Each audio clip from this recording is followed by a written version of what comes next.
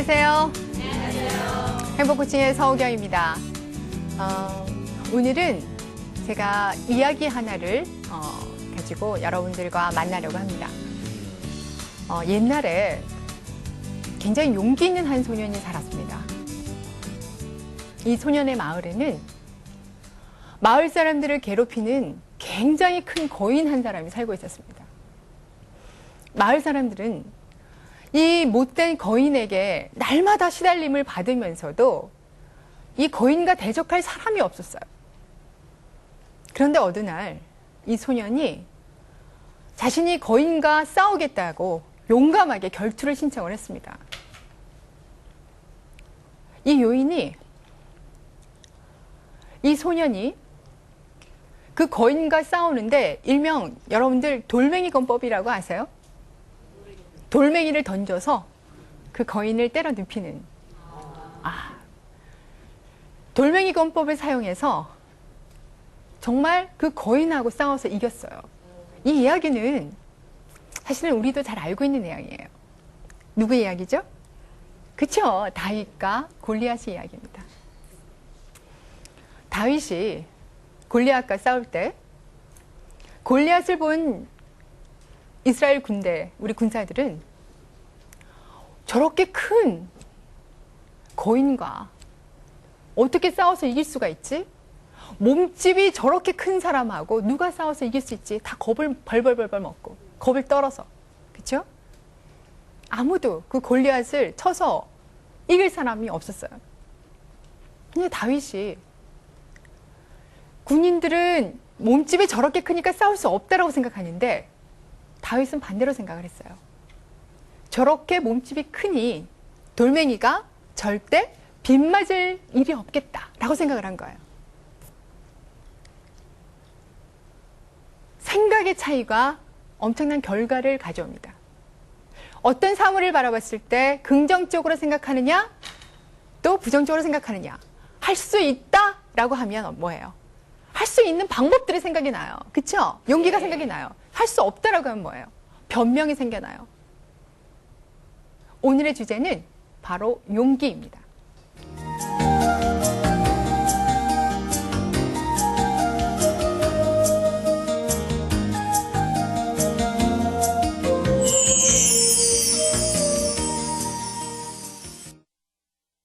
자신의 성장을 위해서 코칭을 받으러 오는 사람들을 보면 이 코칭의 성패가 어디에 있냐면 내가 이 코칭을 받으려고 하는 의지가 있는가, 코칭을 받고 변하려고 하는 의지가 있는가에 따라 코칭의 성패가 결정이 돼요.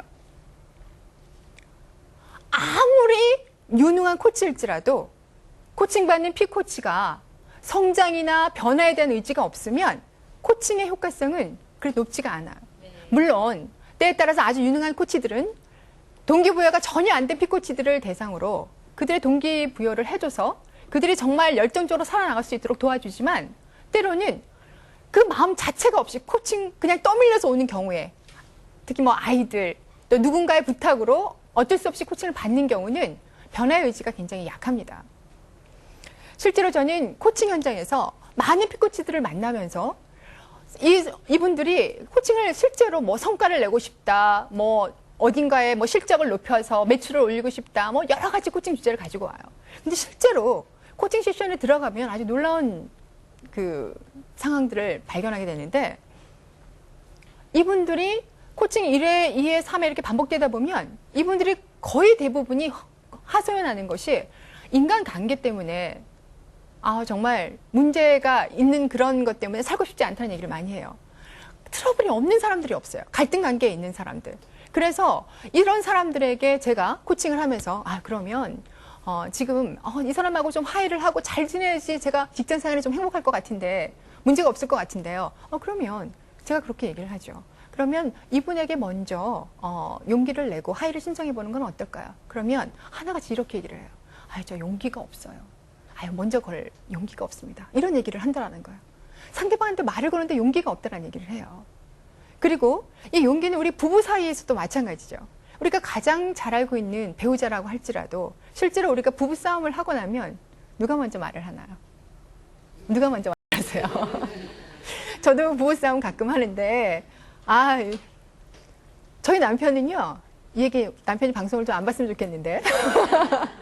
저희 남편은 이렇게 부부싸움을 하고 나면 말을 안 하는 타입이고, 네. 저는 부부싸움을 하고 나면 하나님이 해가 지기 전에 풀라 그랬잖아요. 네. 그러니까 이걸 풀어야 되는데, 저도 고집이 또 대단한 고집을 갖고 있거든요. 이게 쉽게 잘 안 풀려요. 그러면 말을 하려고 하면 그게 시간이 지나가면 용기가 필요할 때가 있잖아요. 근데 우리가 부부 생활을 하다 보면 우리 감정적으로 될 때가 많아요. 그러니까 우리가 화가 나면 어때요? 일단 아드레날린이 막 분비가 되잖아요. 그러다 보면 혈액순환이 안 되고 그러다 보면 어때요? 논리적으로 생각할 수 있는 것들이 많이 부족해져요. 그렇죠? 그러다 보니까 막 감정, 분노 폭발이 막 일어나고 또 어때요? 실제로 막 화가 나서 다다다다 하고 얘기했던 것이 끝나고 나면 후회만이 남죠. 상처 주는 말을, 꽂히는 말을 막 팍팍 합니다. 여기 꽂히는 말 잘하시는 분들 몇 분이 계신 것 같아요. 꽂히는 말을 듣고 나면 마음이 너무 아파요. 그러다 보면은 상대방하고 다시 대화를 시도하려고 그러면 용기가 필요해요. 제가 아이들에게 실제로 이제 용기와 관련된 것을 개념을 설명을 할 때 이제 사례를 듭니다. 이제 그 사례들 가운데 상대방하고 싸웠을 때, 친구하고 싸웠을 때 먼저 말을 거는 것이 이제 용기다.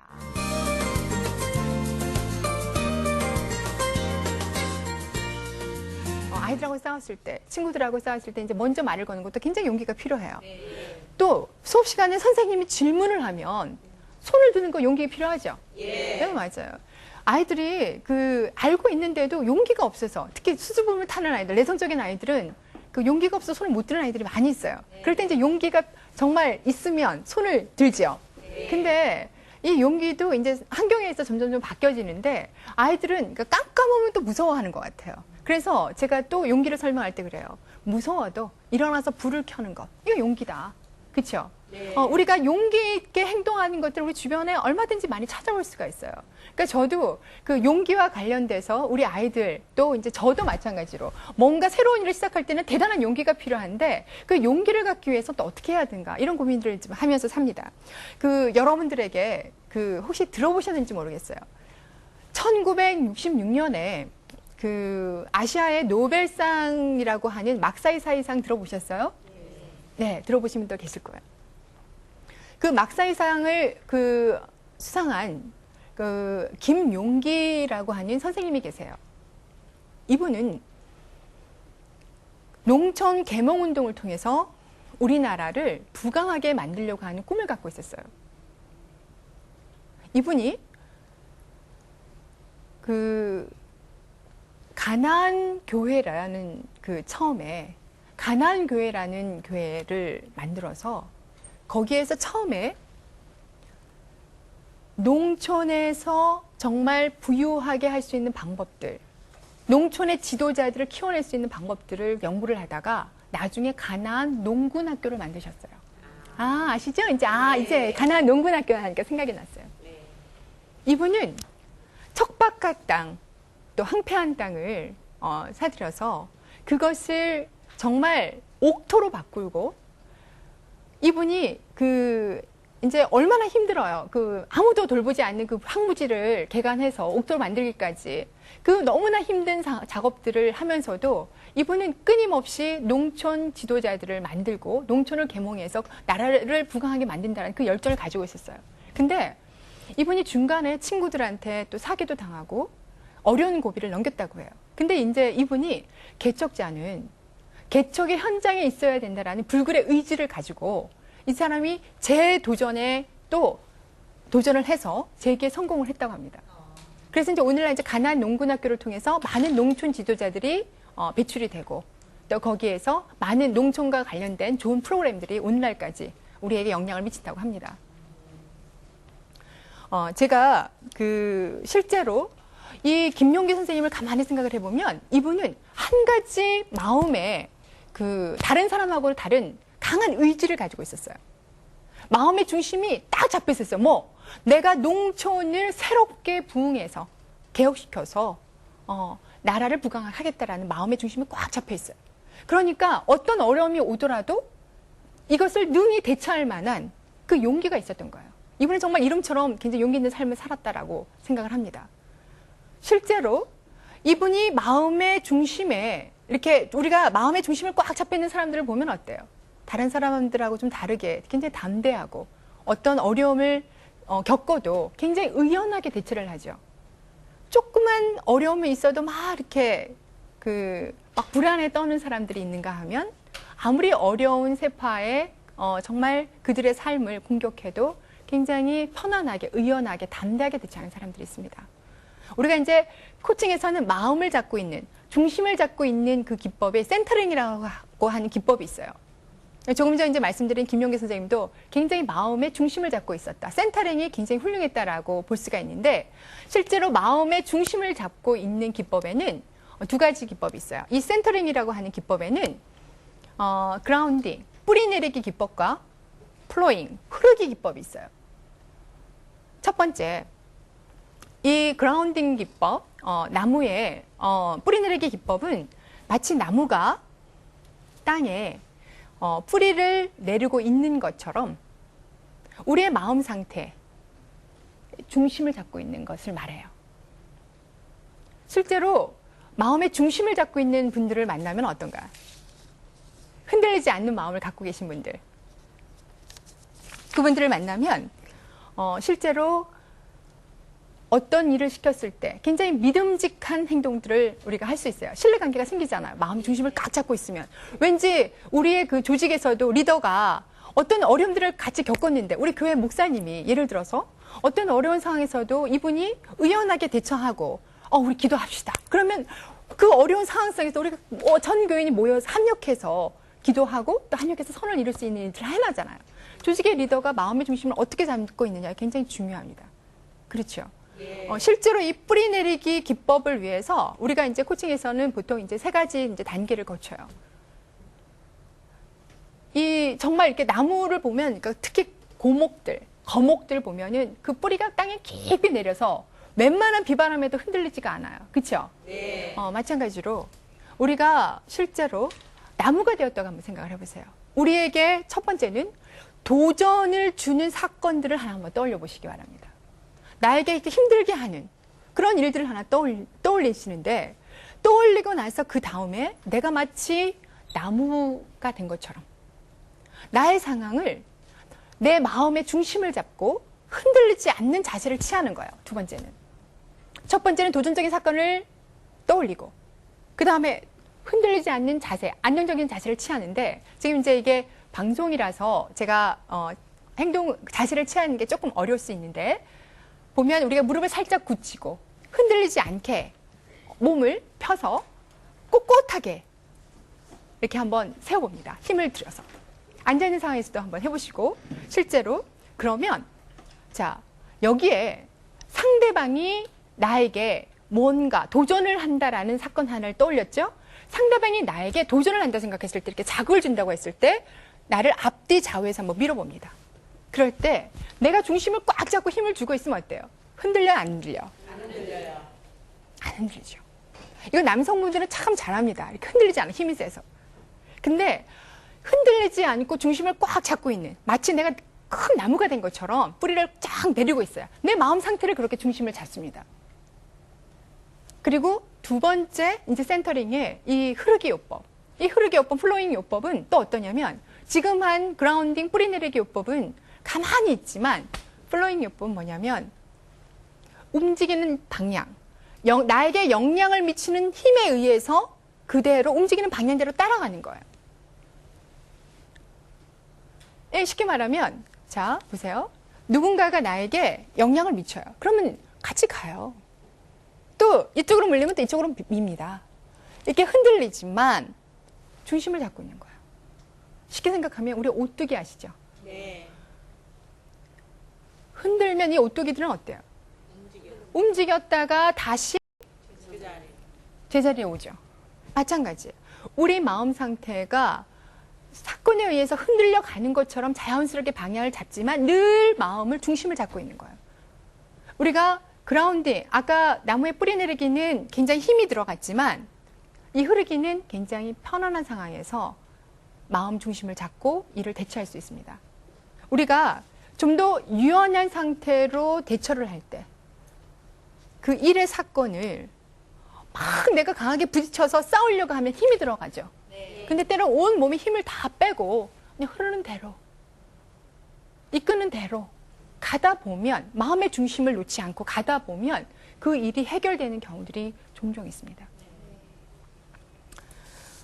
제가 우리가 성경 말씀 속에서 실제로 중심을 잘 잡아서, 흔들리지 않는 중심을 잘 잡아서 항상 전쟁에서 승리한 사람이 있어요. 누구예요? 뭐 많이 있어요. 여호수아, 그렇죠? 아까 좀 전에 얘기한 다윗과 골리앗의 얘기, 여호수아가 아니라도 다윗과 골리앗 얘기를 할 때 다윗은 그 마음의 중심에 센터링이 굉장히 잘 되어 있는 사람이에요.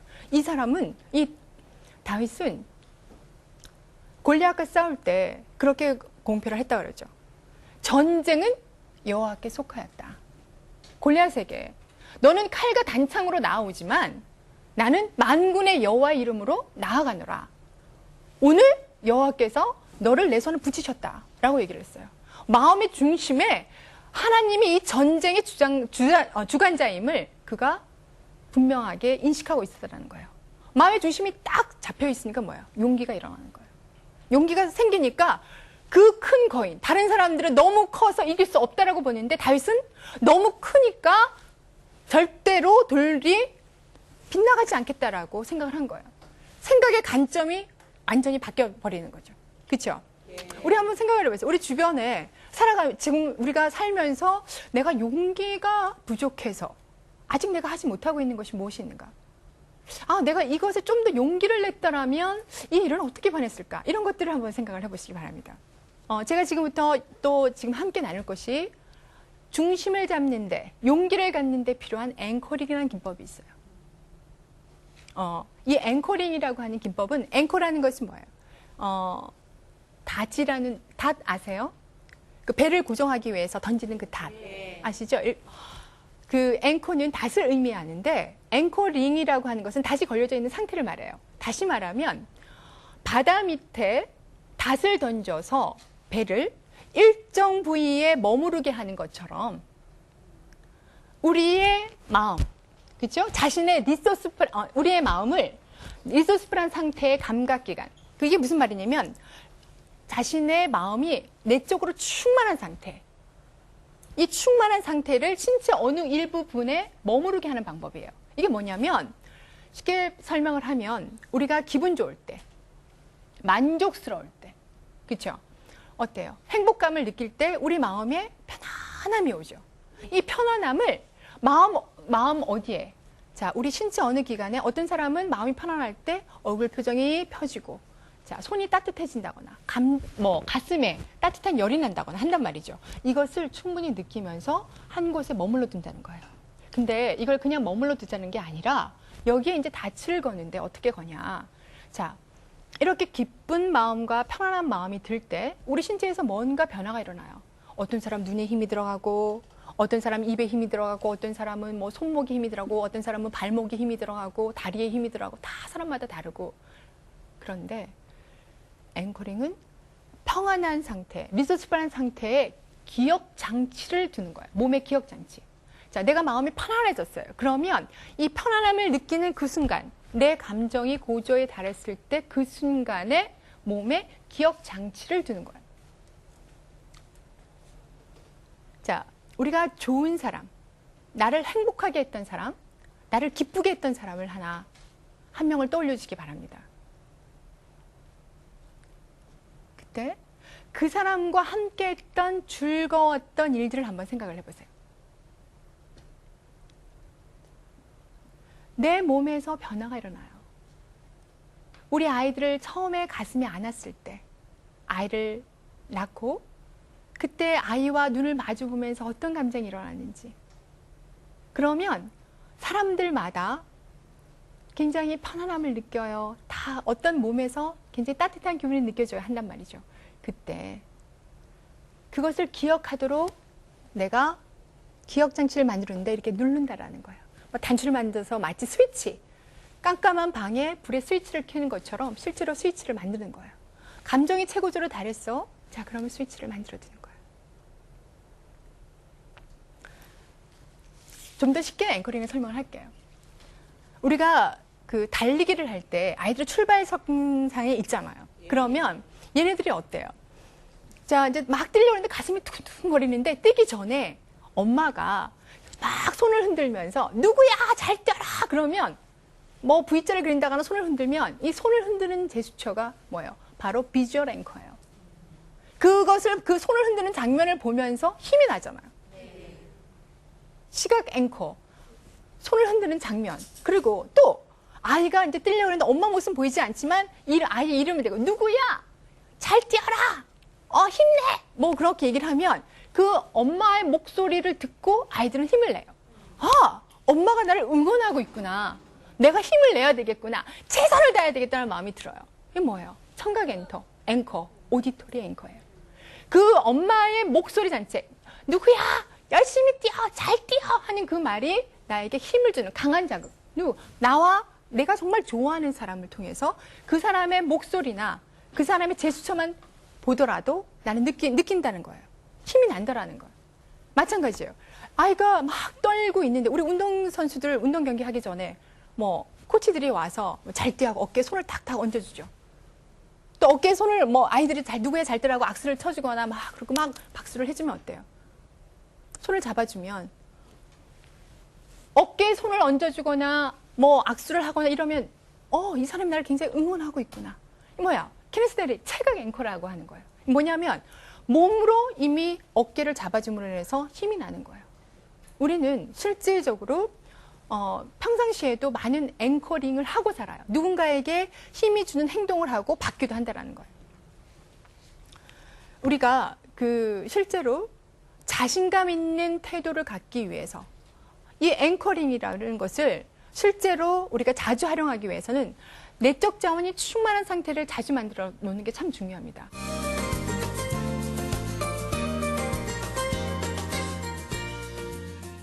앵커링을 잘 걸기 위해서는 감정이 최고조에 달했을 때 내가 굉장히 만족스러운 상태, 굉장히 기쁜 상태에 이제 앵커링을 걷는데 이때는 4가지 기술이 있어요.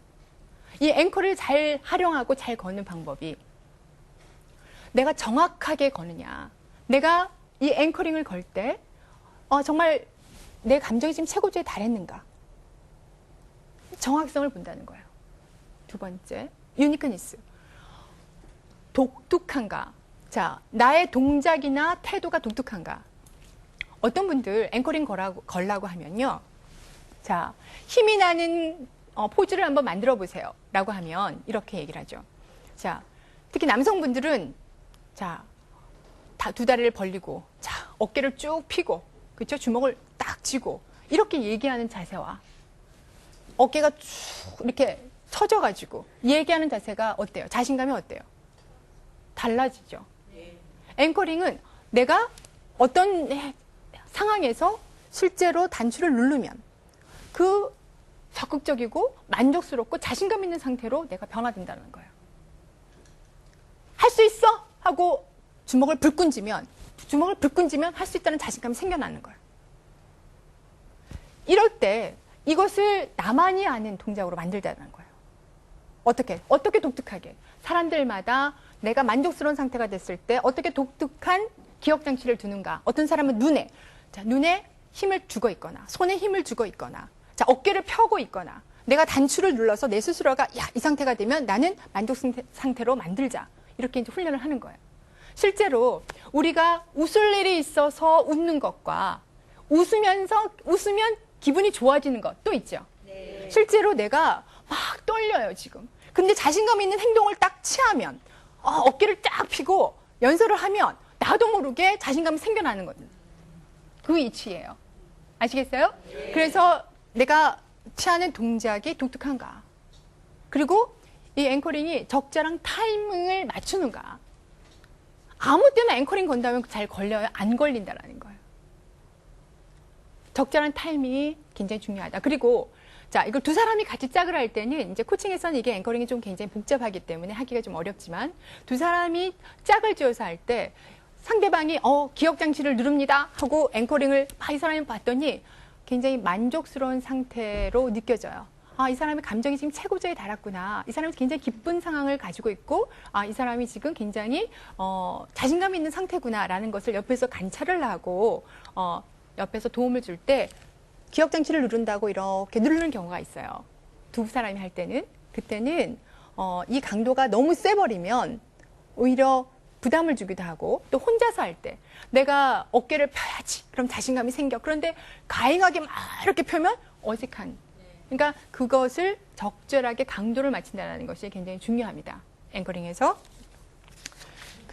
실제로 이제 앵커링을 어떻게 그러면 내가 기분 좋은 상태를 맞추느냐. 우리가 전 시간에 이제 주관적 몰입이라는 걸 했어요. 편안한 상황에서 기분 좋은 상태, 만족스러운 상태, 또 용기 있는 상태. 그것을 우리가 끄집어서 그때의 상황을 충분하게 누리는 거야. 그때 무엇이 그 상황에서 보였는지. 그리고 그때 어떻게 들렸는지. 어떤 소리, 행복했을 때 우리가 이제 좀 있으면 또 뭐 바닷가에 가고 또 가족들과 휴가를 갈 때, 그때 너무나 행복했어요. 라는 그 장면을 떠올린다면 그때 사람들의 소리, 우리 가족들이 함께 나눴던 그 소리를 들으면서 행복함을 느끼는 거예요. 또 그때 어떤 감정이 느껴졌는지 너무나 편안하고 따사로웠던 것. 그런 감정들을 충분하게 느끼는 거예요. 그리고 그런 감정이 충분하게 올라왔을 때 누르는 거예요. 기억 장치를 만드는 거야. 봐서 이 느낌, 이거 잊지 말자. 그래서 그 느낌을 자꾸 이제 끄집어내는 거예요. 끄집어내서 내가 이제 뭐 낙심이 되거나 또 결혼 생활 행복하지 않거나 아이들로 인해서 힘들거나 그러면 그때 상황을 닻을 걸어서 자꾸 끄집어내는 것처럼 자꾸 그때 상황을 끄집어서 내가 스스로 마음을 편안하게 만들고 만족스러운 상태를 만들어서 행복하게 가도록 하는 것이 앵커링에서 쓰는 기법이에요. 그러니까 내가 기분 좋았을 때 그 상태가 어떻게 느껴지는지 오늘 방송이 끝나고 나서 한번 나에게 가장 행복감을 줬던 용기 있게 행동했던 것이 언제가 있었는지 한번 충분히 한번 느껴보시고 그때 내 몸에서 어떤 변화들이 일어났는지 그래서 그것을 맞아 이때 이걸 느꼈었어 그러면 그때 내 몸에 기억장치를 하나를 만들어 두세요. 아셨죠? 예.